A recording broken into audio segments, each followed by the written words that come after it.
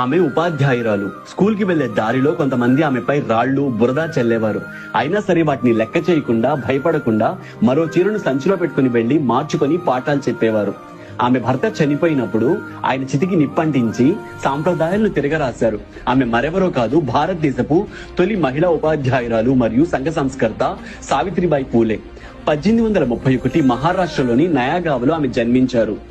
ఆమెకి 9 ఏళ్ల వయసులో జ్యోతిరావు పూలేతో వివాహం జరిపించారు.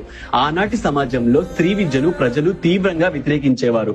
కానీ భర్త ప్రోత్సాహంతో అక్షరాలు నేర్చుకొని ఉపాధ్యాయ శిక్షణ పొందారు. 1848లో పూణేలో బాలికల కోసం భారతదేశపు మొట్టమొదటి పాఠశాలను స్థాపించి బోధన ప్రారంభించారు.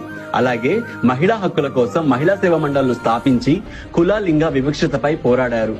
అలాగే 1897లో ప్లేగు వ్యాధి ప్రబలినప్పుడు బాధితులకు సేవలందిస్తూ చివరికి అదే వ్యాధితో మరణించారు.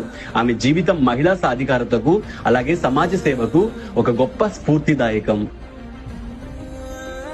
ఆమె ఉపాధ్యాయురాలు. స్కూల్ కి వెళ్లే దారిలో కొంతమంది ఆమెపై రాళ్లు, బురద చల్లేవారు. అయినా సరే వాటిని లెక్క చేయకుండా, భయపడకుండా మరో చీరను సంచిలో పెట్టుకుని వెళ్లి మార్చుకొని పాఠాలు చెప్పేవారు.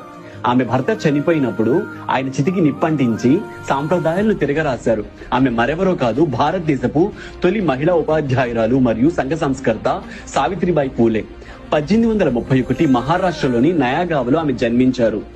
ఆమెకి 9 ఏళ్ల వయసులో జ్యోతిరావు పూలేతో వివాహం జరిపించారు. ఆనాటి సమాజంలో స్త్రీ విద్యను ప్రజలు తీవ్రంగా వ్యతిరేకించేవారు.